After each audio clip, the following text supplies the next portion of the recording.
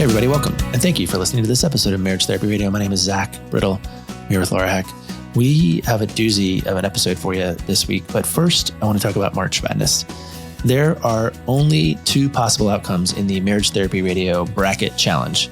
Christopher Carnes has had a great run. He's currently in the lead and looks like he has a pretty good chance of winning. So if you're listening, make sure I have your email address just in case I have to send you some crumble cookies. However, if Connecticut wins the tournament, my wife will leapfrog you. She filled out her bracket totally just like, I like teams from New Jersey and this sounds cute. And isn't that the one with the fun mascot? But she's from Connecticut. She picked Connecticut to win the whole tournament. And if they do, she will win the Marriage Therapy Radio Bracket Challenge. So I'm rooting for Connecticut. I'm rooting for my wife.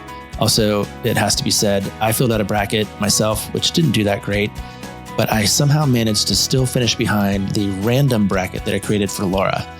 So Laura, although she refused to fill out a bracket of her own, is going to beat me again, but I'm not going to tell her. She has to listen to the podcast, or one of you has to tell her, probably Becky. Otherwise, let's get to it.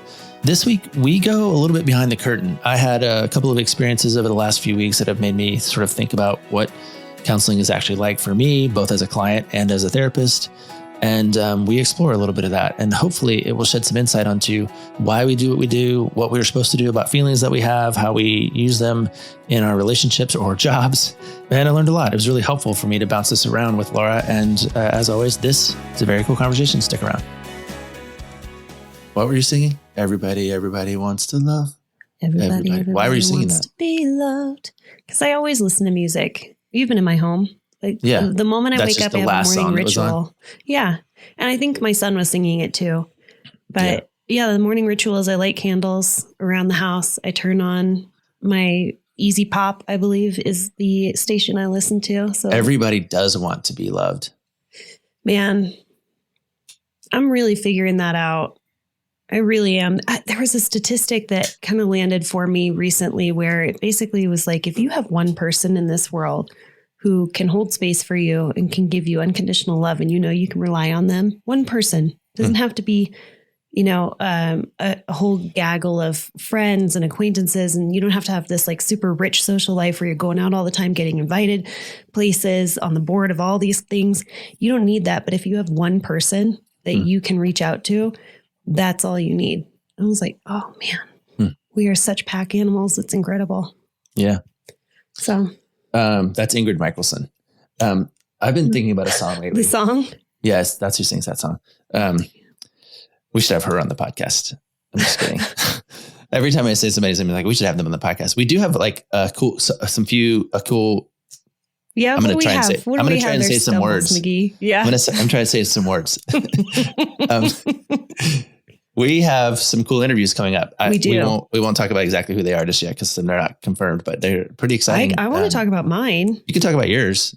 I'm so pumped for my interview. Yeah. Because it came from my brain of like, I want to talk to this person. And your own initiative and your own activity. I did it all on my own. I'm so proud. Although you did send me the contact information for the publisher. That's true. Yeah. Okay. Can I tell him? Can I tell him? Yes. Okay. So the interview that I'm really pumped about, and it's funny because you've gotten really excited about like comedians or like, I don't know, different people. I believe that people who aren't marriage experts can still teach us something about marriage. That's what I get excited about. Okay. All right. Fair enough. I think the reason why I wanted to have this gal on, so I've been following her. It's not like, she came out with a book and then her publishers are reaching out to all these media engines and just like, hey, we would love for you to help push and have this person on. That wasn't the case. I'm really excited because I reached out to Steph. I'm on a first name basis with her because because I'm unclear on how to say her last name. Yeah. I think it's Catoodle or Catadol. I don't know. Yeah. So she's coming out with a book and has been sort of like long anticipated because she is the wife of a very famous endurance athlete that I have kind of like followed, especially through COVID. So what happened was he was at the top of his game, this endurance athlete.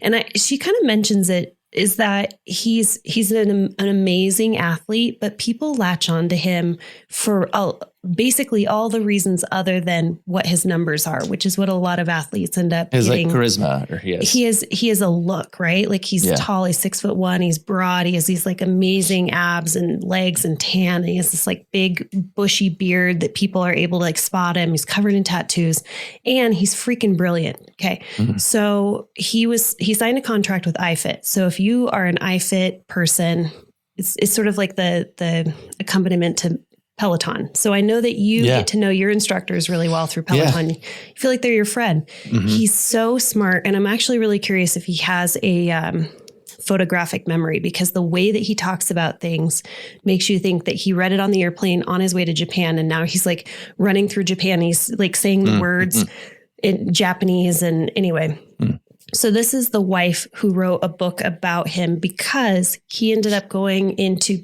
basically like 80 days of a coma.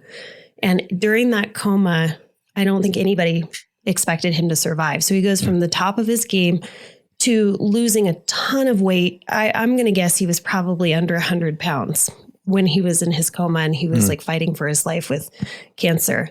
So we're following this, and she's the one who is the bridge between him and the outside world. And she's writing through social media these most amazing posts. It's like poetry.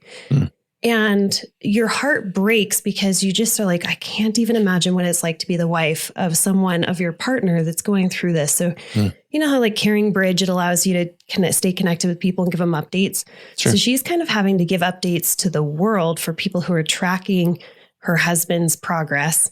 And all of a sudden you're kind of wrapped up in this storyline, and she's just like so poetic in her writing. So she wrote a book, which is amazing, because it's kind of like you're just hungry to hear more about her story. So she has this amazing memoir to share about her journey as a wife, but also her journey as a woman, and like her father also dying of the same cancer. So kind of incredible. Yeah. I just cannot wait to interview her.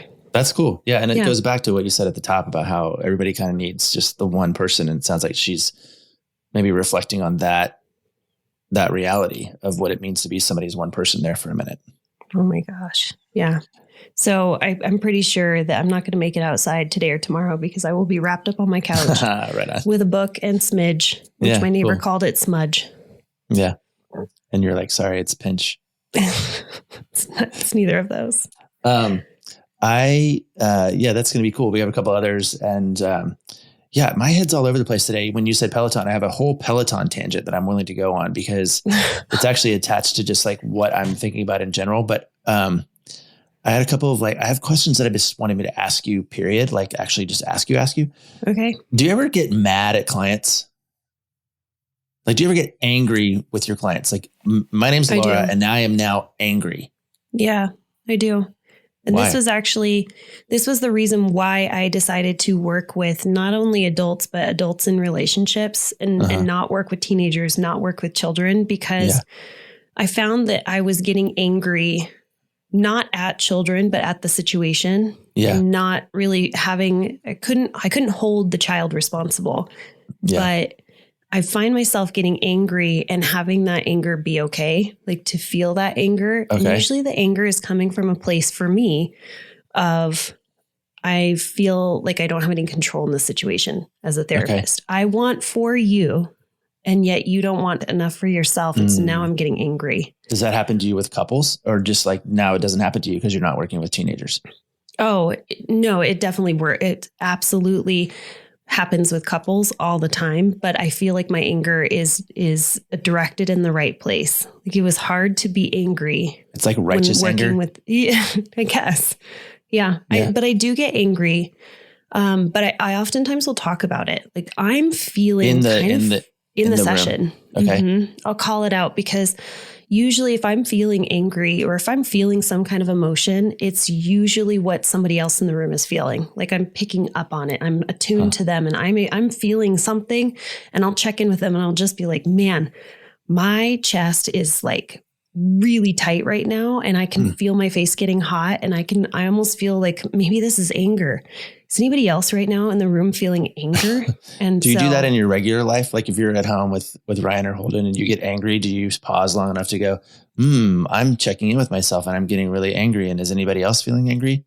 No, Or what do you do then? Or do you get angry at home? not often. Yeah. No. Huh.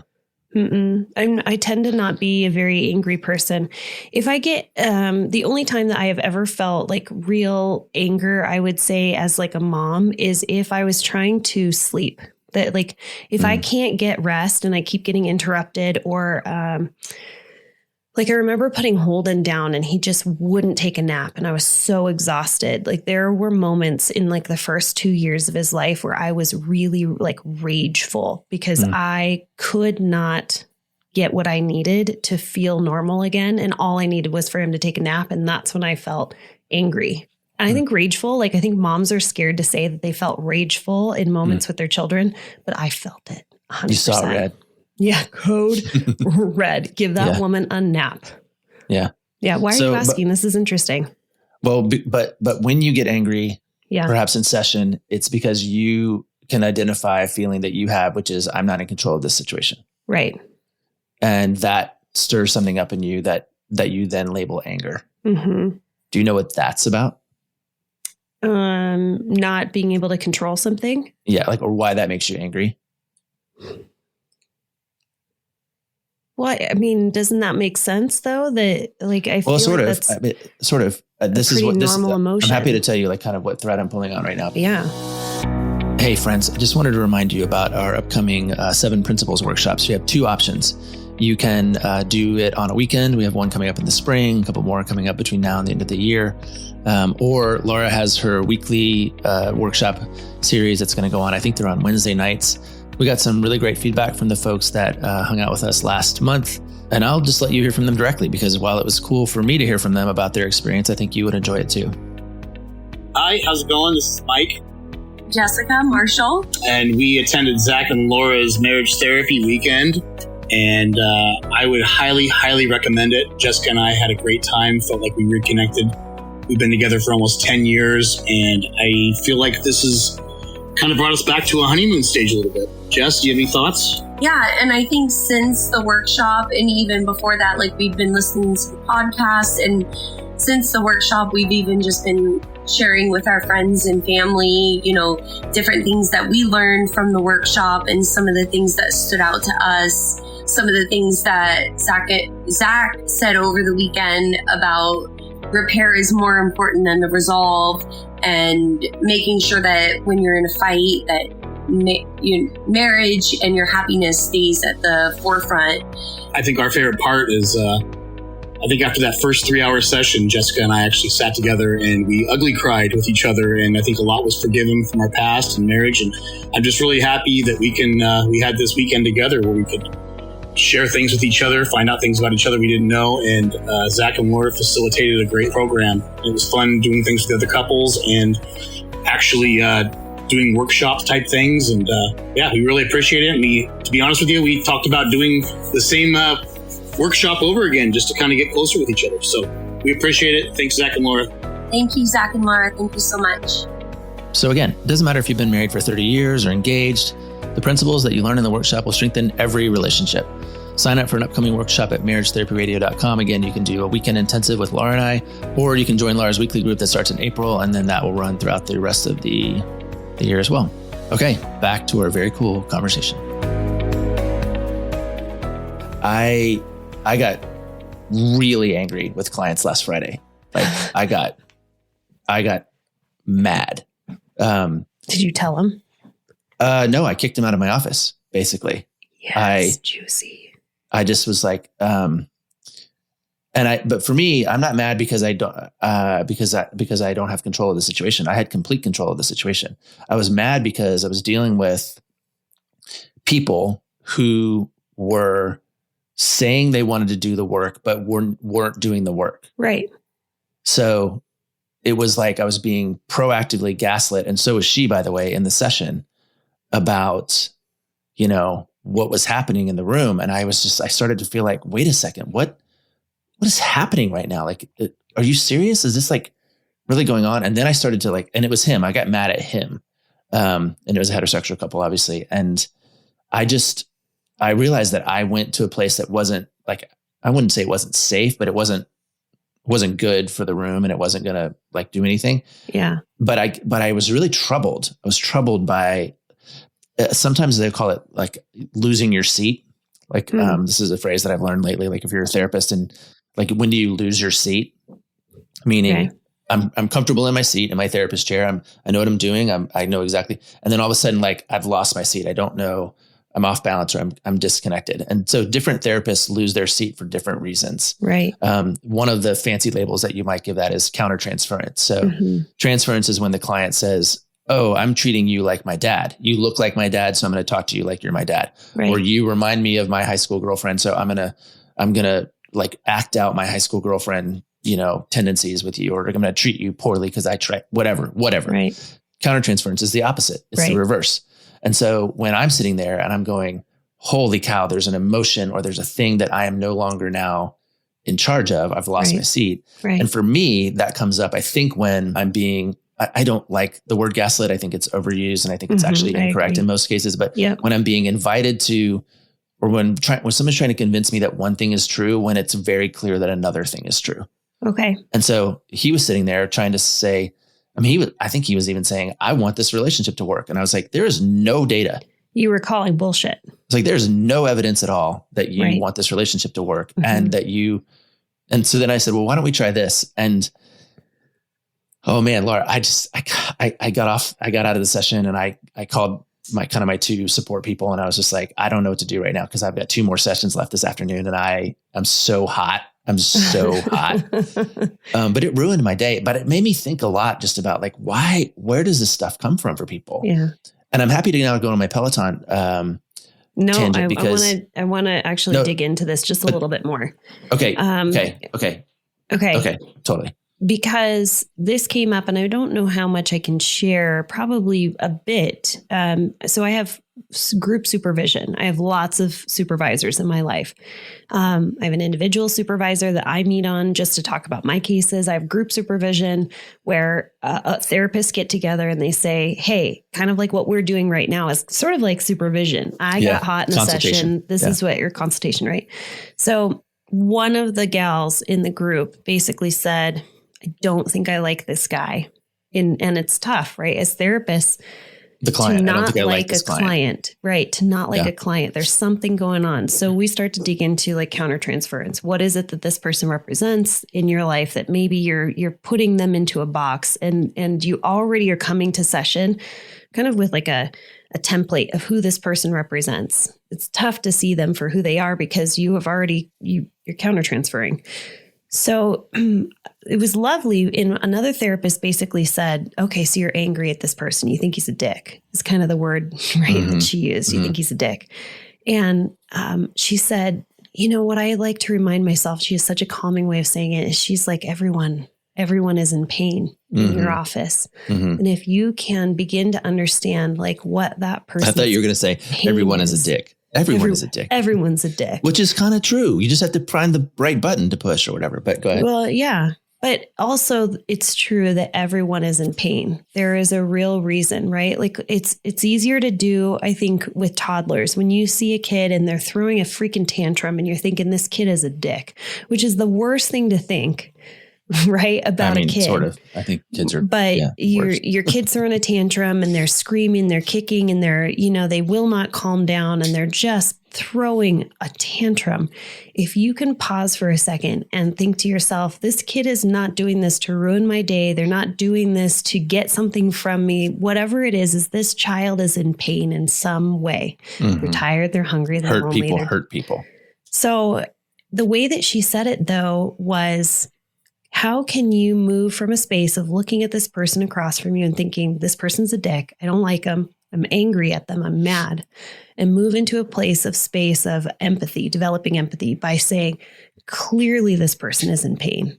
How can I understand what the pain is for that person? So we talked about resistances the last time I think we were together, which is, okay, this person is saying, I want this relationship to be better. And you're calling bullshit. You're like, nope, there's zero evidence that shows me that you want this relationship to be better, that you're interested in this relationship getting better in any sort of way. What is his pain? How can you develop empathy for him? I did not care. You didn't care, but can you now? You've stepped away from this situation. No, I'm still actually, as I'm talking about it right now, I'm getting hot again. Like I'm going back into that room and I'm just like, because sometimes I'm like, okay, fine. You're in pain. Well, I don't know. I don't want to be, I'm not trying to be provocative or insensitive. I'm just saying this is the issue. I didn't have access to empathy. Right. Because I was so angry. Right. And it made me go, why was I so angry? Because I don't think I can do empathy until I get underneath that. Okay. So I'm happy to, and maybe I can in another time reflect on sort of this situation, but it just was so like, I don't know, it was so unnerving. And, do you think they'll ever come back? No, I told him not to. I actually told him to go ahead and get divorced. Oh my gosh. I wish I was there. Zach Brittle, therapist of the year, right? I was like, this is a complete waste of time. All of this is a complete waste of time. There's no, and he left early. He left before she did. And I spent another 20 minutes with her kind of calming us both down. But I was like, no, I think you gotta go ahead and call an attorney and get it, but for me, like I realized that it pushes a button in me in the same way that for you label, I feel like I don't have control. I feel like I'm being like gaslit, intentionally like misled or intentionally railroaded. Yeah. And I just don't have any tolerance for that. As you were talking about this toddler thing, I was thinking about, by the way, your teenagers can act like this too. And a similar situation, I got into like a situation with one of my kids last night where I was like, this is not real. Mm-hmm. The thing you're describing that is painful for you is not happening. And yet, 16-year-olds have a lot better capacity to dig in on their point of view than toddlers do, perhaps. Yeah. They double down. So I ended up having to walk away. Just go, I can't, honestly, I will lose my seat if I walk away. And so if I don't walk away. So I just kind of. Hold on. You're telling me that Zach Brittle, the therapist, says to his child, the thing that you are experiencing right now is not real. Yeah. Yeah. It was factually impossible for her to double down on what she was describing. And I was like, we cannot have this conversation about what you're really feeling if you're basing it in this thing that did not happen. It did not happen. And I'm not talking about like her perception of what happened. Okay. She was literally describing a situation that happened a half an hour earlier in our house that did not happen. And I was like, it's made up. It's made up. And so we cannot do the part where I actually care about the thing you're describing until you at least concede acknowledge that it's made up. Like that just that can't. It doesn't happen. So I no. But don't they say that I do not have the skills. You can't negotiate or bargain with terrorists. Yeah. And so you were just getting looped into it. Totally. And I think teenagers, I think people, I love Mary and we're fine. And she understands that sometimes this is a dance that we have. But I think that they're really good at, they're really, really savvy at protecting themselves from pain, maybe more than I was or am. And so I don't sort of blame her or blame the situation as much as to go, this is just the reality of it. But I'm having to learn how to go, if I stay in this, sure, I'm going to become or do or say something that I don't want to become or do or say. And I think what I'm learning about as a therapist right now is the Gottman method, for example, would go, oh, you need to take a break. I was just thinking that. Yeah, that's the right idea. Mm-hmm. But I think that there's another piece, which is what the heck is going on underneath the thing? Like, what are you supposed to learn? What are you supposed to dive into? What are you supposed to experience? Mm-hmm. And I'm doing this work a lot more with couples where I'm saying, where is it coming from? Okay. What is it about? What is that about? When you say, I get mad when I don't have control of the situation, what is that from? Right. Because that's where the gold is. And now can I tell you my Peloton story real quick? Well, except for what I want to say is that anger is one of those really cool emotions that people have been sort of taught out of. Mhm. Like as a society, we have said it's not okay for you to get angry. It's not okay for children to express anger. It's not okay for, like, if you express anger, you need to go do it by yourself in your room where no one else can see you or hold you Totally. or whatever, right? Like we just don't do anger very well as a society. Yeah. However, what you're saying, which is I'm really really good at it. important, you're really good at anger. We've definitely had moments of anger at each other. If you want to hear that episode, I forget which one it is, but we've processed being mad at each other. But you're saying pay attention to it and get curious about it. And I think that is what's most important. Like if we came to our partner after we have been angry and we have taken time apart, we've calmed down. Now we can actually have a logical conversation with the prefrontal cortex. And if you were to come to your partner and say, hey, that was really interesting. Like I got really angry and I could tell you got really angry. Can we talk about what that was all about? Like, that's and I think interesting. you have to do that. Yeah, it is interesting, especially if you can do it as friends and as like co-discoverers of a thing. Like here's a good example. I was talking to a couple yesterday and we were processing an argument that they had a few nights before. And what had happened, the crux of it was she walked in the door and said, would you do this thing for me? And his answer was, I'll think about it. Okay. And she got upset about that. And then they spun out. And I said, why did you say that? And he goes, well, because it wasn't the right time. And the last time I did this thing, it didn't work. I go, no, that's not what I mean. Why did you say, I'll think about it? And he was like, what do you mean? I go, well, some husbands would say, yep, absolutely. I'll do that thing. Some husbands, when she walks in the door and says, would you do the thing? He goes, totally, babe. I got you. Yeah. Some husbands will say, no, I'm not doing that thing. So some husbands would say, when do you want me to do the thing by? Some husbands will say, whatever. People will say different things because they do. They just say, why did you say, I will think about it? And he had to, and we stayed with it. Like we dug. Yeah. Because he was the youngest of 6. And when he was growing up, his whole family would say, do this thing. And he would just have to do it. Right. And so he has learned agency. that now he protects himself by saying, I'll think about it. Mm-hmm. Now, it just so happens that when you say, I think about it to her, right, she gets upset. Why do you get upset? Well, because I never got what I wanted when I was and like, okay, now we have this really messed up dance that only gets created by the two of you.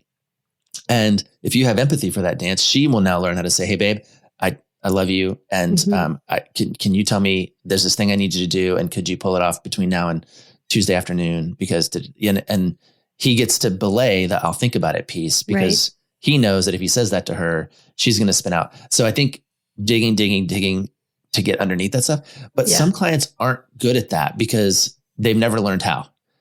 And now can I tell my Peloton story? And now I want to. But this is what I mean. People go, I don't know. And I go, okay, well, then same couple had Peloton. They own a Peloton. So when I find out people own a Peloton, I always ask them the exact same question. Who do you ride with? Instructor? Who do you ride with? Yeah. And they'll tell me, they'll go, oh, ride with Dennis. And I go, okay, cool. Tell me about Dennis. They'll tell me. She'll say, oh, I ride with Christine. Now, with all respect to Dennis and Christine, who are very good at their jobs, I don't enjoy riding with either one of them. Okay. Zach doesn't. And now we have a 3-way conversation about it because I can say the reason I don't like riding with Dennis is because I don't take instruction from men. Zach doesn't, I'm not very good at taking instruction from men. So I don't ride with any of the men. The reason I don't ride with Christine is because I have this other thing. And then they were able to go, well, I like Dennis because he does. And then she go, oh, I like Christine because it's, and now they, without even knowing it, they began to understand that there was something underneath why they do what they do. Right. And I think unless we're paying attention to why we do what we do, then we're just doing the thing. And then it sneaks up on us. And all of a sudden we're mad and we're taking it out on people that are in our office or in our house or that we're married to that we love. And this is where I think like the real work is kind of figuring out like what's going on underneath the surface, because that I think it's always there. It's always there. It's always there, whether it's Peloton or anger or, whatever. And so I'm just super keen on Yeah. on Okay. paying Now I attention to that understand now. why. I thought you were going to derail us completely to talk about Peloton, but now I No. understand why. And Yeah. we do this actually as therapists quite often, where we will take kind of a benign subject matter that has nothing to do with them as a couple, Yeah. as an object lesson, if you Yeah. will, And we to sneak prove up a on 'em. point. Yeah.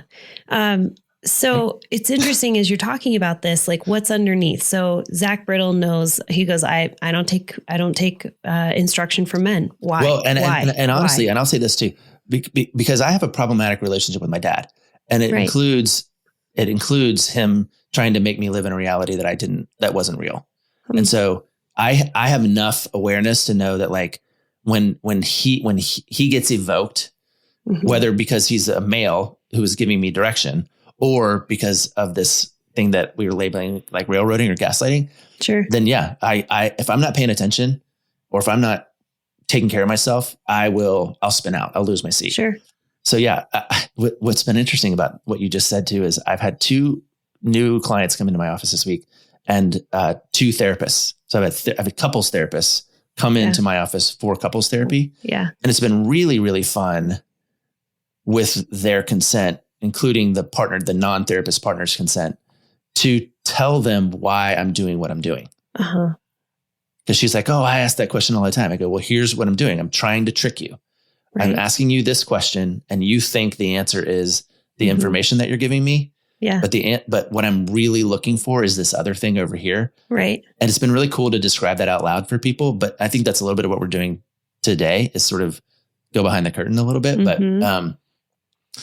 But yeah, I had a pretty cool week until Friday, and it knocked me off balance for the weekend, man. I was just out of whack for like a couple of days. So I don't know if I shared this with you, but I got off balance a year ago. I was seeing a couple in particular, and I was having a lot of feelings. And I don't think I was super curious about where they were coming from. And as I said it, actually, I'm going to just like back up a little bit, because what I wanted to come back to is this idea of, you asked me, why do you get angry? And I pinpointed, I get angry when I feel out of control, when I don't have control over a situation. Why do you get angry? I get angry when, and you might have like 2 or 3 things in your environment. Like when people are trying to. When I'm looking at the sun and they tell me it's the moon. Sure. Like that's, right. Yeah. Like the reality, you're trying to make me live in a reality that is not my own. You're telling me that this is the reality that I have to live in.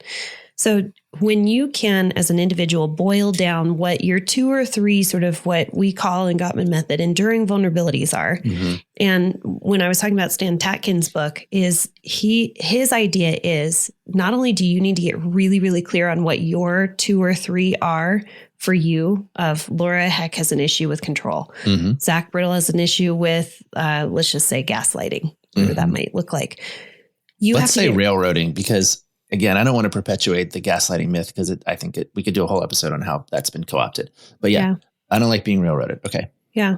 Is that you have to get really, really clear on your partners. Totally. So now that you know, when I start to feel like control is a big issue for me, and I don't feel like I have any sense of control in the situation, and that we're just kind of like tumbling forward, and I can't, like I can't stand on my own 2 feet. I have to rely on somebody else to pull me up, or whatever it might look like. Yeah. You protect your partner. And so you become really clear, not only on your own, but also about your partner's enduring vulnerabilities or whatever. Well, here's the really messed up thing. If you're feeling out of control and then you try to railroad me, now we've kicked in this toxic cycle that has nowhere to go until one or both of us says, I got to walk away. I got to walk away. And that may mean for a while. I mean, and I think, in some cases it's the termination of the relationship. It certainly was for this couple. In other cases, it's, with my kid right now, it's just like, well, we'll cool off and we'll come back and we'll kind of revisit. And I'll sit down and talk to her. Go, let's talk about what was really going on. But she was spun up too, And so, So what is hers? Like, if you were to just analyze that situation, what do you think was most important to her? Because she was pushing your buttons for some reason. I think she was affected by her day at school that had nothing to do, that had some themes in her friendships that were causing her to lose her seat. And she had to protect that in the safest place and way that she knew how, which is it with me. But what So- was, with you. So what she was looking for and what she was fighting so hard for was that what she wanted you to be on her, take her I think she side, wanted me be to hurt. happy. I think she wanted me you to hurt. Yeah. Because so she wouldn't be alone. And I think she wanted to get back some sense of like agency in her own, like in her relationships. So is my theory. Okay. And I think what's cool about my kids is we've had having these kinds of conversations with them since they were 6, which is great. So they can talk about that. I think where they get frustrated is I don't think they can feel like they can talk about that a lot with their own peers. Yeah. Like there aren't a lot of, what's the percentage of therapists in the world? And then those people are raising people, know, like most people are being raised by, doctors and lawyers and teachers and garbage men and ditch diggers or whatever. And so they're not walking around with this kind of inherent emotional capacity thing that sometimes kids with therapist parents have the unfortunate burden of having to take on. So, oh man, I'm sweating right now. I gotta go like take a bath or something. So I am curious, will you close the gap? Because, this is undone. Like I know that you said that you had like 20 minutes of close out or sort of some closure maybe with the wife in this particular situation. But we talk about like repair, and it's not necessarily in this situation, it might not be to repair the therapeutic relationship, but it's a gift that you're going to give to yourself that when you think about this or talk about it, you're not going to sweat or get ramped up again. I don't know. I think professionally the work with the client is done. Okay. So now it's just a matter of, do I learn enough about this and process it out loud enough to learn how to get ahead of it the next time? That's really the only advantage here. Yeah. And I've probably have 4 or 5 clients that I don't meet with anymore that still have my attention. You still carry them. Yeah, because of how it ended, or because of something I did or said, or something that they did or said. Like so I don't know if these guys will take a spot on the Mount Rushmore of clients that trouble me still. But such an interesting way to describe it. The therapist Mount Rushmore, where it's the heads of all the people that we remember from our past that we may have done wrong, or they did us wrong. You did me dirty. Most challenging. So. But it goes back to, honestly, I think sometimes the best thing to do is end a relationship. I said, sometimes that's the best possible outcome for your therapeutic endeavor is that the relationship ends. And sometimes you just need someone who has the courage and the vision and the emotional distance to help guide that. And I think I did that without the emotional distance part, but I held it together pretty well in the room until I was done. And then I was just like, I got to shake it all off.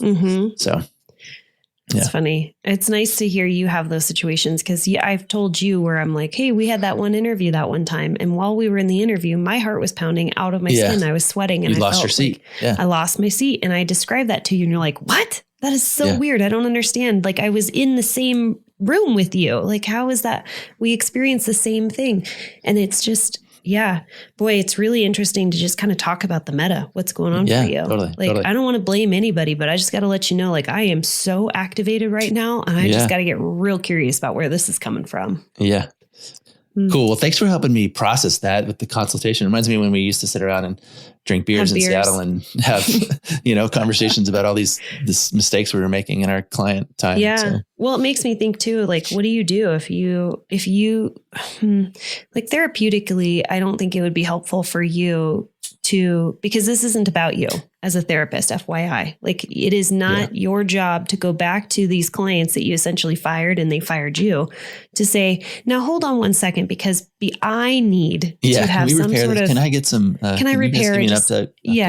I need to share why I said that. And I need you to accept my apology. Like, you don't get to do that as a therapist. It's one-sided. Yeah. So if they come back to you and say, I'd really like to have another session and sort of like talk about what happened. Yeah. Cool. But you don't get to do that. No, so then your job is I have a responsibility to myself and I don't have that person available to me to be able to repair. And this happens all the time. Like that person dies or that person leaves your life. Totally. Like my dad. Cut off. Right. He's been dead 10 years. Totally. Still grappling Still with talking his about ghost. him. Yeah. So what do? Like you process with your friends, you process with your therapist, you process on pen and paper, you write songs. Yeah. Everybody wants to love. I'm glad you did that because there's a song too that we're going to end. Can we end soon? Sure. There's a song that's on my mind too that I was thinking about. Do you know this song? Back. Brandy. Now people said, Brandy, you're a fine girl. What a good wife. You know the song? Yeah, I didn't know it was Brandy though. It's called Brandy. And I was thinking, I think I listened to it like the day after and I was like, this song is the thing. That whole song is based on all these sailors who are in port, and Brandy is walking around the bar, slinging drinks and like putting it down and like serving them and like flirting with them. And they're like, Brandy, you're a fine girl. What a good wife you would be. Oh, until really? Brandy gets married. And they find out that she has hopes and dreams of her own. And she wants to like have her own personality, and her job isn't just to sling drinks and flirt. And then these guys get all pissed off because wait a second, you were Brandy, the cool waitress. Why are you now Brandy, the demanding wife who wants me to do a thing? You know? Yeah. And that was what was happening. I was like, why am I so agitated by this song? Well, because it was the day before I'm with this couple, and he married a fine girl. What a good wife she would be. And then he found out that she actually had a personality and hopes and dreams of her own. And he was like, I didn't sign up for this. And I was like, oh my God, I don't know how to help you, dude. I do not know how to help you. So anyway, that's my new song that makes me mad. All right. Well, because I'm defensive of Brandy. I want her to she needs to you want to stand up for her. Is that part of, man, we could just keep going, but like, is there a part of you that wants to stand up for her? Totally. Okay. Totally. All right. Well, let's land this plane because we can keep going on our therapeutic Thank you, consultation Laura. here. You're welcome. Thanks so much for listening to this episode of Marriage Therapy Radio. As we said, we are super excited for some of our guests. If you happen to have someone in your life that you are pumped to introduce to Marriage Therapy Radio, or they'd like to be on the podcast, send them our way. info@marriagetherapyradio.com. We're always looking for interesting folks. I like to keep it within the marriage realm. Zach likes to bring on comedians and, professional pool players, but we'd love to have them on the podcast. I just wanted to remind you, we have the 7 Principles for Making Marriage Work 8-week series. It's coming up on April 12th. It is every Wednesday from 6 p.m. to 7:15 p.m. Pacific Standard Time. No matter where you're at in the world, you can join us for the 8-week series. By the time this podcast comes out, you will have about 2 weeks to register. So you definitely want to register so I can get the materials to you. Thank you for all of your time and attention, making your relationship better today than it was yesterday.